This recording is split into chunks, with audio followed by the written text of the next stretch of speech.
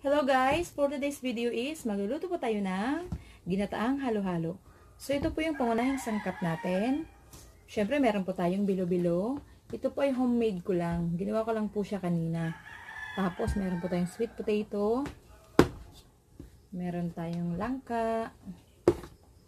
And brown sugar. Meron din po tayong maliliit na sagu. Coconut milk. At meron pa rin po tayong malagkit. Hindi po siya puti guys. Kasi karamihan po dito, yung mga binebenta sa palengke ay puti. So, yung malagkit na kulay violet ba siya or brown, minsan mo lang siya makikita. So, unique talaga siya guys. Simulan na natin.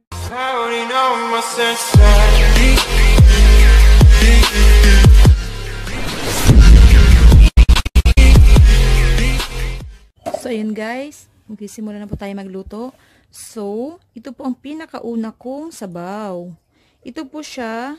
Ito po yung pangalawang piga na. Kasi, yung unang piga, yun po yung gagamitin din mamaya. So, nakalagay ng ating coconut milk. Tapos guys, sunod natin na ilalagay. Kanina yung pangalawang gata. So, ngayon, ang sunod na ilalagay natin ay yung sweet potato. So, kakamayin ko na siya. Siyempre, nagugas din naman po ako ng kamay. So, ilalagay ko na po siya.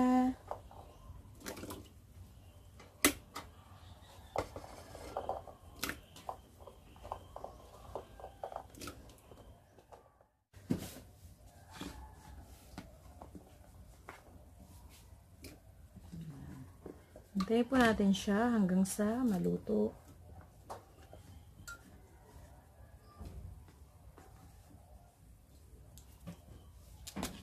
Tapos guys, isasabay ko na yung malagkit na kulay brown.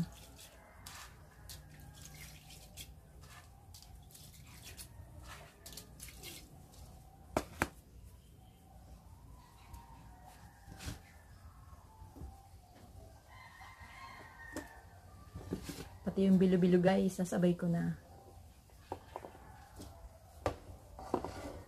Sabay ko na siguro lahat para walang masabi. Charot. So, ayun na siya guys. Ang gagawin dito natin ngayon, hintayin natin siyang kumulo. Para pagkulo, ilalagay natin yung mga iba pang ingredients. So, ayun guys, habang hinihintay natin ang pagkulo, gusto ko lang po sabihin na shout out sa lahat ng mga subscribers ko. With it, group drop.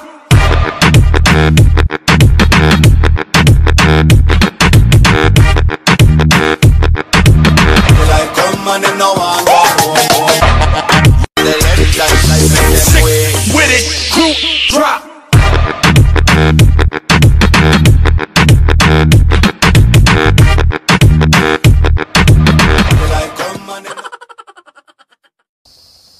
So, ayun guys. Medyo kumukulo na siya. So, i-check ko lang ha. Hindi po ako excited. Check din. Yan. Yun, hilaw pa. Yun guys. Kulang pa siya guys. So, halo-halo. Siguro, mga, ano pa ito? Mga 10 minutes.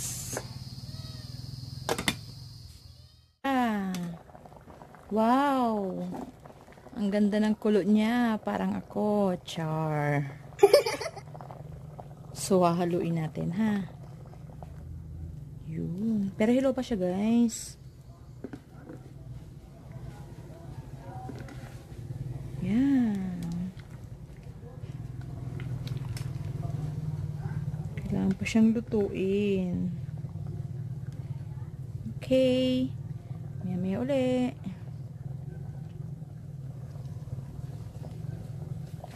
Tapos guys, mas maganda niyan, ilalagay ko na yung mahiwagang sagu.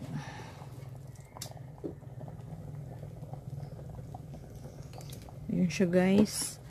Magkadikit sila. Magkadikit sila, guys. Ayaw nilang maghiwalay.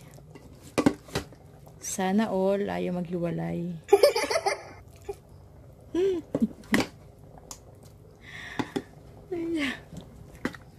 Guys. Biglang dami, guys. Halo-halo. Halo-halo.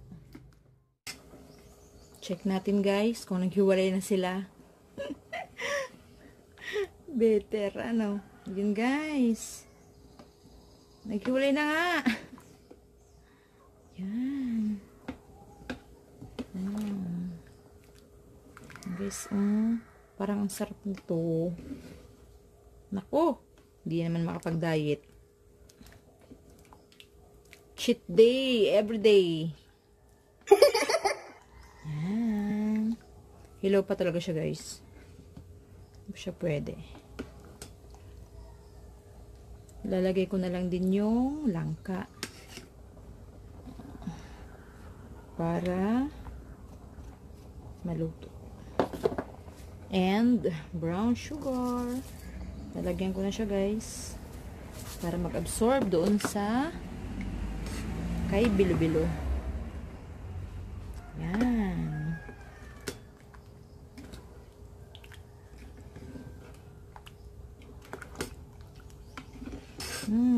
Sarap. Can't wait. Nagutom ako bigla, ah.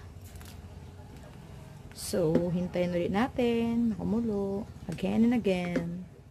O, ang aking ingredients sa aking ginatang halo-halo. Pero, sa iba, or lahat naman tayo, pwede rin natin siyang lagyan ng iba pa. Like, balinghoy, gabi, at saging na saba.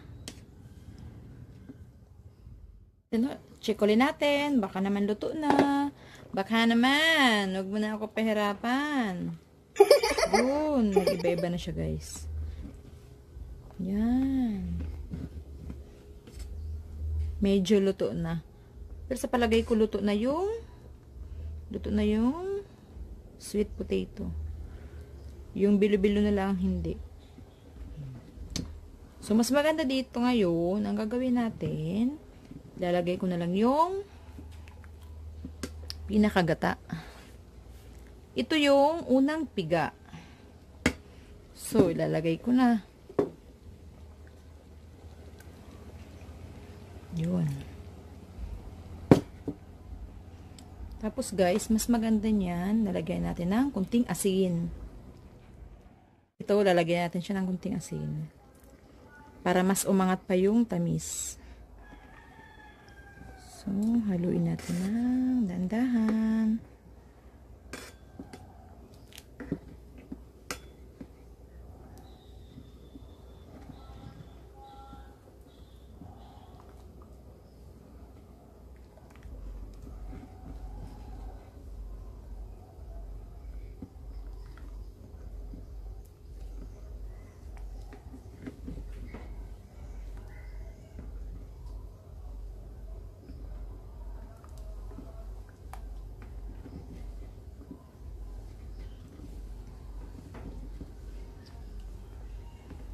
So, guys, yun lang ang aking ingredients.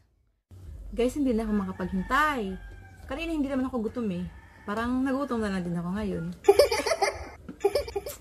Guys, ang sarap. Ilang minuto na lang, guys. Maluto na po siya. At ilang minuto na lang din. Kakain na po ako.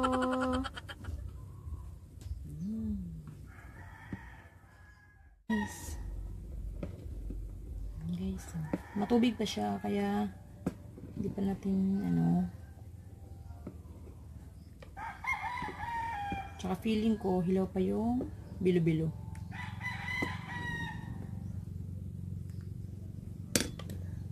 So, hintay lang muna. Mga siguro 10 minutes or 5 minutes, okay na ito. Kakain na ako. So guys, ito na po ang aking finished product. Ayan. So, syempre, titikman ko po siya. Titikman ko siya. Kahit mainit pa.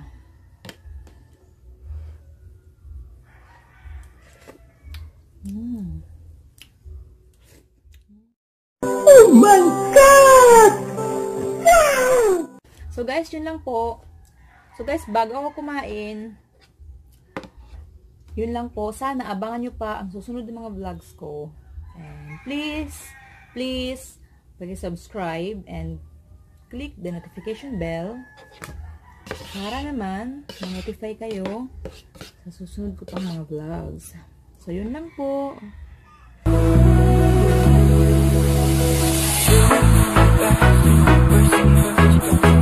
That right there is the scariest feeling.